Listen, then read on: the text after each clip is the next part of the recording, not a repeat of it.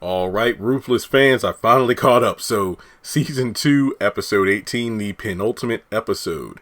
8 out of 10. I thought this was a decent episode leading into the finale, airing this week. And don't worry, I will do my season finale review within a very timely manner. Don't worry, it will be up either Thursday, Friday, or Saturday. It will be up by the end of this week, I promise. So, Episode 18 entitled Precious Armor, which honestly, based off what the highest told Daikon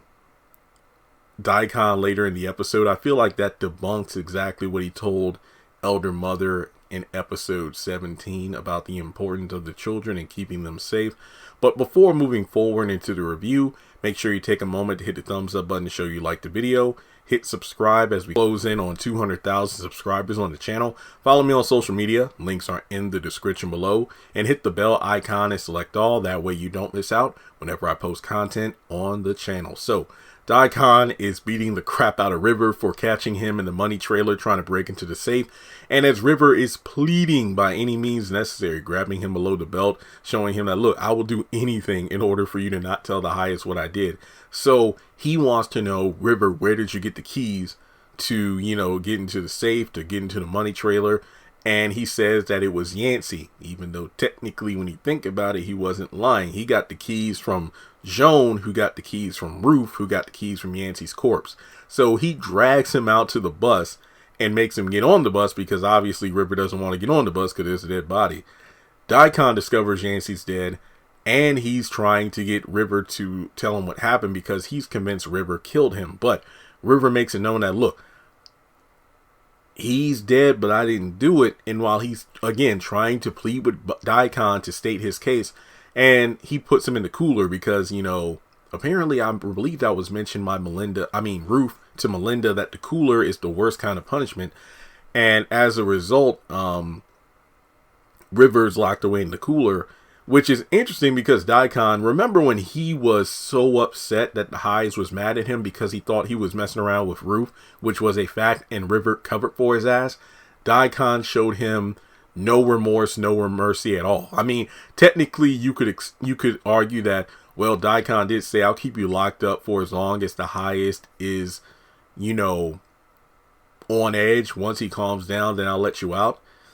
So ain't no telling when River's going to be let out of that cooler. So after that, Daikon and Elder Mother do their little exchange of I hate you, because Elder Mother was actually trying to sneak food to Mother Agnes in the punishment trailer, which again, she doesn't know she's dead, but Daikon does. And while they're having their back and forth, they literally say, you know what, fine. In the morning, I'm going to tell the highest on you. Again, I don't even need to break down this scene because these two go at it almost every episode. Basically, anytime they are encountering each other. So it's nothing new, but it's always funny. So Andrew shows up, tells Daikon about the highest being right about the doorbell footage. There were at least 2 hidden cameras at Polk's apartment. He took the footage. Melinda actually did good. She did not show up on any of the footage. So when she snuck around, nobody saw her whatsoever. And Daikon pretty much gives them the update of, hey, here's what happened when you left. During a prophecy from the highest, at least 8 members deserted, Tally included.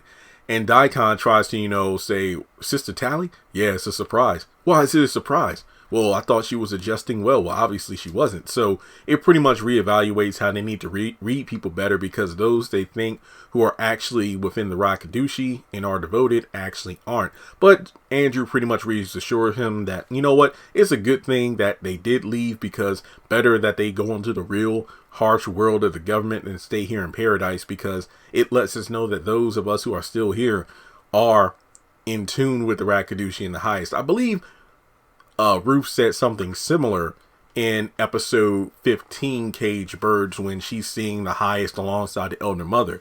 So from there, they go to see the highest in order to give him the update about the doorbell camera information. And when he says, let me go get my jacket, this was a scene that actually kind of went semi-viral online because a lot of people from the cast were resharing the video. Somebody recorded this scene on their phone and talked about how, I know Andrew isn't talking about Daikon wearing that jacket when he has that hot ass jacket on right now in the middle of the night, which I thought was hilarious. So they go to the Highest's trailer. Andrew gives an update. The Highest is pleased with this, but he wishes he could sleep a bit easier knowing that the government wasn't, coming for them since Tally was still on the loose.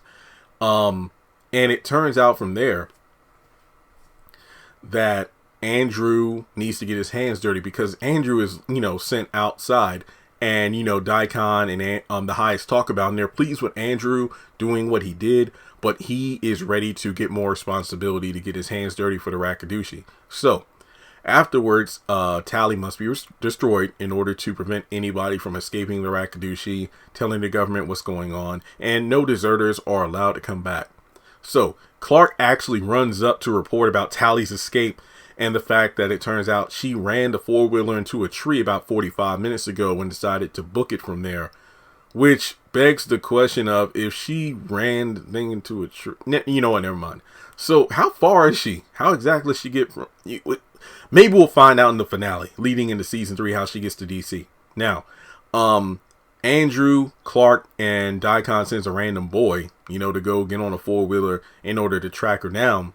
And he needs to stay at the compound, which makes a lot of sense because a lot of shit's going on. They all can't go out in the middle of the night again. So the next day, it's the next morning, Ruth is trying to get Melinda up to do her chores for the day. But Melinda, who's obviously still going through some wear and tear from the electric chair, that wasn't meant to rhyme, but it just did. It flowed off the tongue so easy. She doesn't want to do it, and she tells Ruth that she wants to go to the Highest to explain why she doesn't want to be here anymore. And Ruth is like, bitch, that's certain death, but Melinda doesn't believe it. So Joan actually talks to Ruth while she's doing laundry about the situation involving River being caught and Daikon putting him in the cooler, which begs a lot of questions of how the hell would she know that. But I'll admit, given that so many of these characters are lurking around, I'll say that she probably saw everything that happened, kind of like what Zane mentioned, I believe, in episode 15 to Ruth about knowing the situation about Oliver being sent to the punishment trailer for sending or stopping Daikon from hitting Lacey, and Lacey and Paula try to escape and they're both in punishment. So I guess I could believe it because if I'm not mistaken, that's how River got the key. Joan snuck around at night to go to the trailer to see Ruth and get the key and pass it off to River. So Joan was probably lurking in the dark somewhere on the outside watching what was going down, and then saw what happened between Daikon and River. Again, just speculation, trying to fill in the gaps where I can.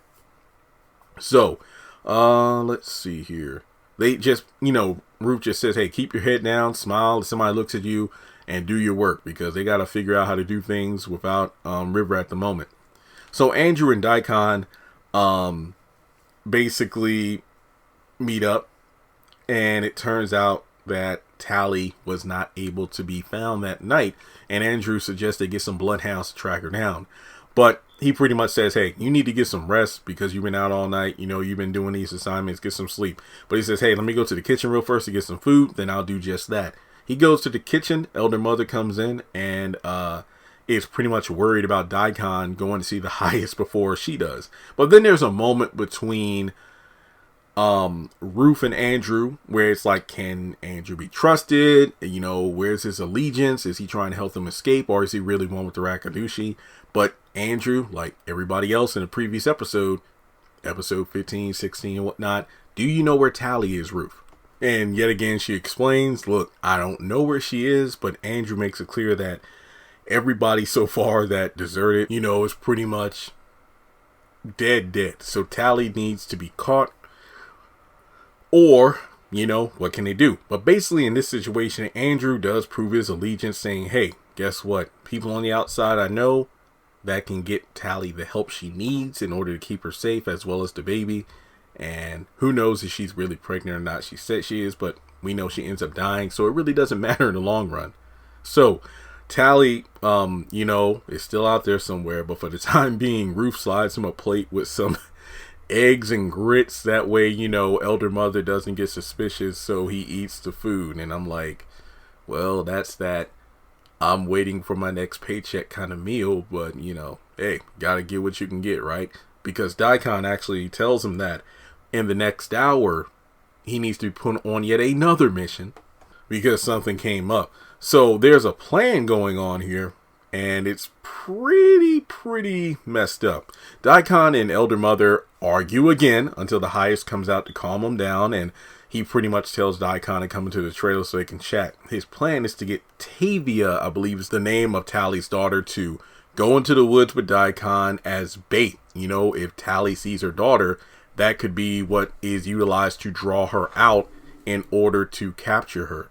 Now, if it doesn't work, then help Tavia see the Rakadushi. And I'm like, what the? So that goes against what you told Elder Mother in the last episode about the children being precious and whatnot. But in this case, it's like they must be protected. But now it's like, take this girl and then kill her if necessary, if it doesn't work, to catch her mother. So Ruth and Andrew see Daikon going over to the children's trailer and comes out with Tavia. And then Ruth puts two and two together that she's bait to get Tally. So Andrew jumps out there and tries to, you know, get Tavia. It's like, oh, what's going on, brother? Don't worry about it. I can take her for you. It's like, no. You get that rest for the mission I told you about earlier. And basically, from there, Ruth actually goes up to him to see what's going on. But, of course, Daikon isn't telling him a damn thing. And right before this, Andrew is told by Ruth to get 10 pounds of salt. And I'm guessing, and this is just a guess, that this is to substitute for the whatever the hell it was that Tally and Oliver got rid of out of the kitchen from that jar, which was utilized to kill the kids. Salt is going to replace that. So I bet if Tavia is told to be taken out, then they have to get that jar, and it's empty at the moment. So I think that's what the 10 pounds of salt for.